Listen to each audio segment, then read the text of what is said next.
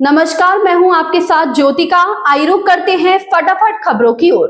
कोहली दाएं घुटने में सूजन के कारण पहले मैच में नहीं खेल पाए थे, जिससे 19 फरवरी को शुरू होने वाली चैंपियंस ट्रॉफी से पहले उनकी फिटनेस को लेकर चिंताएं व्यक्त की जा रही हैं। भारतीय उप कप्तान शुभमन गिल ने हालांकि स्पष्ट किया है कि कोहली की चोट गंभीर नहीं है और वे दूसरे वनडे में खेलेंगे।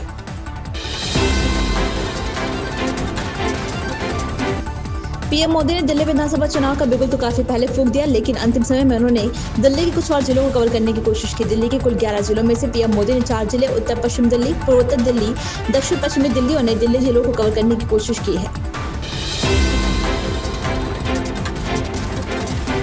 दिल्ली विधानसभा चुनाव के लिए मतगणना जारी है। इस बीच अब तक आए रुझानों में भाजपा को जबरदस्त बढ़त मिलती दिख रही है। वहीं लगातार 3 बार चुनाव जीत चुकी आप कड़े संघर्ष में पिछड़ गई है। इस बीच कांग्रेस का हाल बीते 2 चुनावों की कहानी दोहरा रहा है। फिलहाल पार्टी का राजधानी में खाता भी खुलता नहीं दिख रहा है।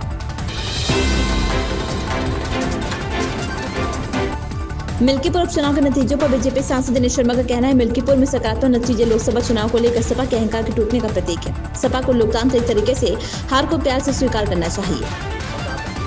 पहले राउंड से लगातार बीजेपी बढ़त बनाई। देखिए, प्रभु राम की कृपा है कि उन्होंने जो कृपा बरसाई है, हमारे कार्यकर्ताओं की मेहनत, योगी जी का कुशल शासन और माननीय मोदी जी का मार्गदर्शन, ये मिल्कीपुर का जो सकारात्मक रिजल्ट है वो इस बात का प्रतीक है कि समाजवादी पार्टी का जो अहंकार लोकसभा का था वो बुरी तरीके से टूट रहा है और वो एक चांस रहा होगा जिसमें अफवाहों के कारण तमाम क्षेत्र प्रभावित हुए थे।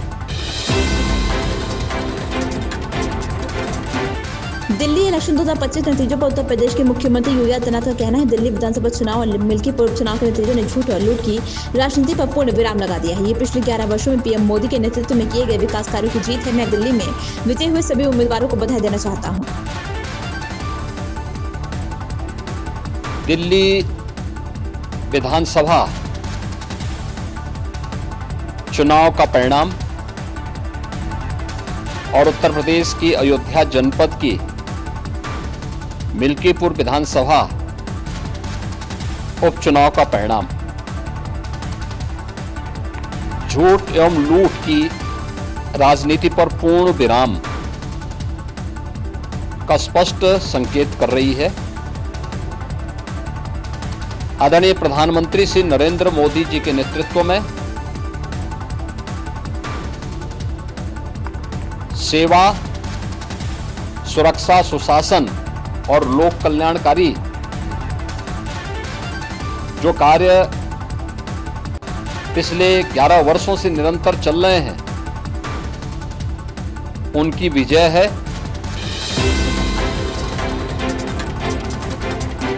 मध्यम वर्ग को आयकर में राहत देने के कुछ दिनों बाद केंद्रीय मंत्री नितिन गडकरी ने कहा कि मोदी सरकार अब राष्ट्रीय राजमार्ग, नेशनल हाईवे उपयोगकर्ताओं को फायदा पहुंचाने के लिए एक समान टोल नीति पर काम कर रही है।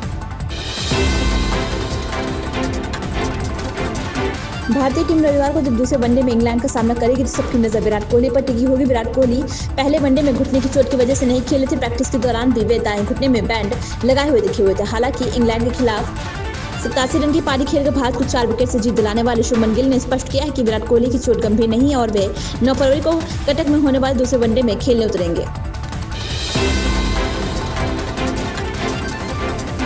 भाजपा ने आपको दिल्ली में जीत का चौका लगाने से रोक दिया। अब तक के रुझान बता रहे हैं कि भाजपा यहां 27 साल बाद सत्ता में वापसी करती दिखाई दे रही है। दिल्ली चुनाव के नतीजों पर राजनीतिक प्रतिक्रिया भी आनी शुरू हो गई। वहीं केजरीवाल के हार के बाद स्वाति मालीवाल ने बिना नाम लिए पूर्व सीएम पर हमला बोल दिया है। यूपी की बहुचर्चित सीट मिल्कीपुर का चुनाव परिणाम लगभग साफ है। शुरू से लेकर अब तक भाजपा अपने प्रतिद्वंदी सपा से बड़ा अंतराल बनाए हुए है। करीब आधे से ज्यादा राउंड की मतगणना हो चुकी। भाजपा उम्मीदवार चंद्रभानु पासवान अपने प्रतिद्वंदी सपा के उम्मीदवार अजय प्रसाद के खिलाफ निर्णायक बढ़त बना चुके हैं।